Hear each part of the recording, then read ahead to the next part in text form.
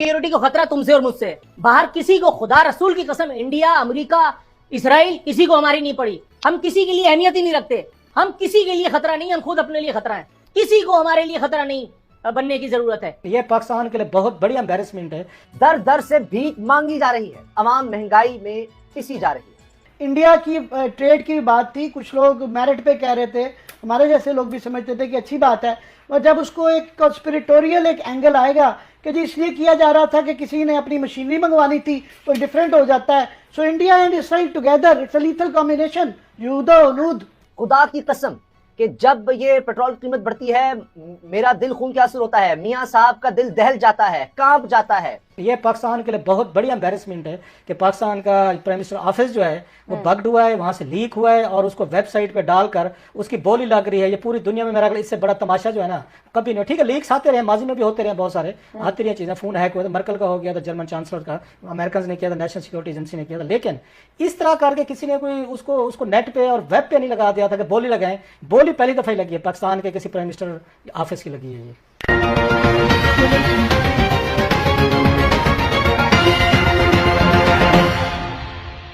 जी आमिर साहब, your take on this. साहब बिल्कुल ठीक कह रहे हैं कि ये टेक्नोलॉजी तो बहुत ज़्यादा एडवांस्ड हो गई है। अब ये जो मालिक साहब ने जो जिक्र किया है पेगासस का जो है, उसके अंदर हज़ारों लोगों के इंडिया के अंदर जो है बगिंग करवाई गई थी, और वो इंडियन गवर्नमेंट ने करवाई थी, और उसमें पाकिस्तानियों की भी लिस्ट थी।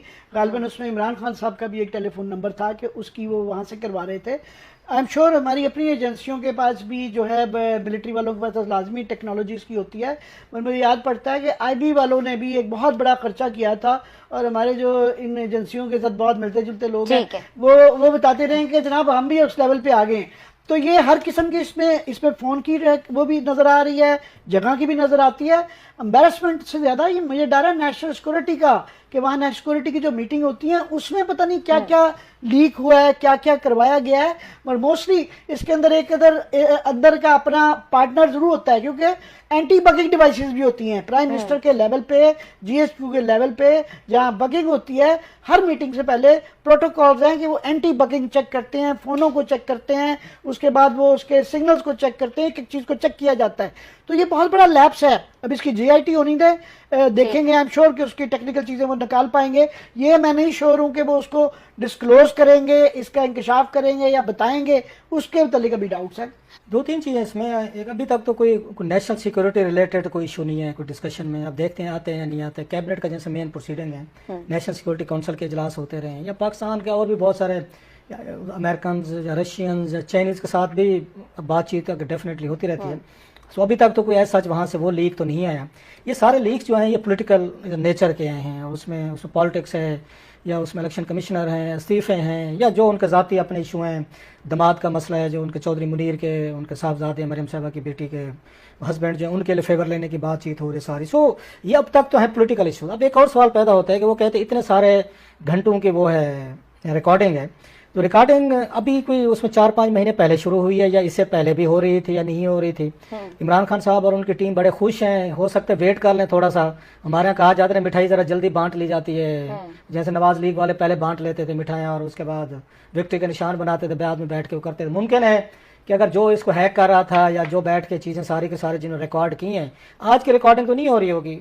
ये तो उनके पास तो पूरा का पूरा प्राइम मिनिस्टर ऑफिस बग्ड है, इसमें तो कोई शक नहीं है। इसी वजह से मोस्टली आप उनसे मिलने जाए ना वज़ीर आज़म से, वज़ीर आज़म ने किसी से ये अहम बात करनी है तो दफ्तर में नहीं करते, वो उनको लान में ले जाते, इधर उधर फिराएंगे। ये तो बड़ी ये कॉमन सी बात है, कई दफ़ा सहाफ़ी भी बता चुके हैं और कई दफ़ा जो उनसे मिलकर आते हैं वो भी बता चुके होते हैं। सो एक तो ये चीज़ है। दूसरी मेरा ये ख्याल है, जो टेप्स वगैरह मैंने सुनी है, जो मेरी असेसमेंट कोई 2-3 मेरे कोई जानने वाले भी थे, कोई उसमें FIA में जो इन चीज़ों को देखते थे, वो ये कहते हैं कि ये जो आपका टेलीफोन है ना, ये इसके ज़रिए इसका जो स्पीकर है या इसका माइक्रोफोन जो आप जो भी कहें, या इसका कैमरा जो है, इसके ज़रिए कहीं से रिमोट बैठ के टेक्नोलॉजी के ज़रिए सारी गुफ्तगू सुनी जा सकती है। 2-3 सोर्सेज ऐसे भी मुझे मिले, कोई FIA के थे, पहले की बात है। तो वो आगे मेरा और अपना फ़ोन जो है ना दूर रखते थे, ये आज से मैं कोई 4-5 साल पहले की बात बता रहा हूँ।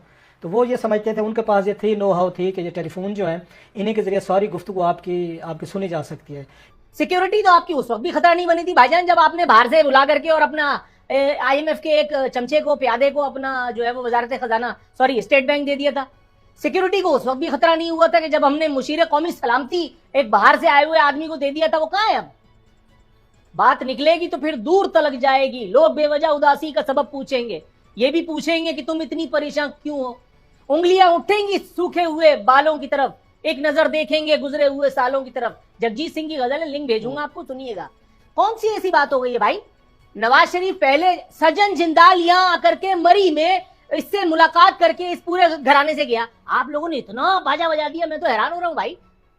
या तो अब नेक्स्ट अब हम ये तय कर लेंगे कि इंट्रो से पहले या तो मुझसे कोई आप तबर्रा वगैरह फरमा लिया कीजिए, ताकि पता चल जाए कि ये बातें मैंने कही है नहीं। मैं अपनी इल्मियत बिला वजह नहीं झाड़ रहा, लेकिन मुझे इंतहाई अफसोस हो रहा है कि 10 मिनट से मैं किस किस्म की बेसरोपा गुफ्तगू सुन रहा हूँ। ये बातें मैं पता नहीं कब कर चुका हूं। नवाज शरीफ का इंडिया से कुर्बत नवाज शरीफ की मोदी की मां को दी गई साड़ियों से साबित नहीं होती। उसामा साहब, सिद्दीक जान, वो जो शालें गई थी मोदी की मां के लिए नवाज शरीफ के दौर में, आपको उस वक्त अखबार पढ़ना नहीं आया था मेरे भाई? यार कोई खुदा का खौफ करो भाई। 10 मिनट हमने किन चीजों पे लगा दिए। कोई मौसम की बात करो, कोई सितारा सपना लांग के फजाइल बताओ, कोई आगे की बात करो, कोई मतलब कोई ऐसी बात करो जिससे हो जाए या इंतहाई उदासी हो। इन दोनों बातों से तो कुछ भी नहीं हो रहा, इसलिए कि ये सब पुरानी बातें हैं। मैं पहले भी कह चुका हूं कि वो एक आदमी कि जो पेट्रोल बढ़ाने की खबर पर पांव पटकता हुआ कमरे से चला जाता है, वो गुस्से में जहाज में बैठ करके पाकिस्तान क्यों नहीं आ जाता? नवाज शरीफ के बारे में मैंने कहा था, निकाले अपना प्रोग्राम, आर्काइव से निकाले। आरफीन, ये सब टोपी ड्रामा है। ये आपके ये एक मिनट उसामा, एक मिनट नहीं, अब मैं खेलूंगा भाईजान। ये आपके इसे एक लानतज़दा निजाम पर तमाचा है। ये उन तमाम जमहूरियत वालों के मुंह पे तमाचा है। ये उन तमाम लोगों के मुंह पे तमाचा है जो मुल्क में जमहूरियत को इंतकाम भी करार देते हैं और ये भी कहते हैं कि जमहूरियत चलेगी, तसलसल आएगा। और भाई कुछ नहीं आएगा। बिस्मिल्लाह पढ़ के शराब पीने से हलाल नहीं हो जाती। सुअर का गोश्त बिस्मिल्लाह पढ़ के भी खाओ माज़अल्लाह तो जायज नहीं है। इस जमहूरियत से कुछ नहीं होगा। ये सिर्फ बिलावलों, जरदारियों, शरीफों, फलानों, ठिकानों के लिए, तुम्हारे मेरे लिए इसमें कुछ भी नहीं है। हम किस बात पे बहस कर रहे हैं? इतनी देर बोला, वक्त तो हो ही गया होगा। बुजुर्गान ने दीन से हमें पता लगता है और गोया ये इखलास से गिरी हुई आखिरी हरकत है जो इस जमहूरियत ज़दा मुल्क में हुई है। और भाई वक्फे के बाद इंशाल्लाह और लेकिन हम तो आवाज उठाएंगे ना।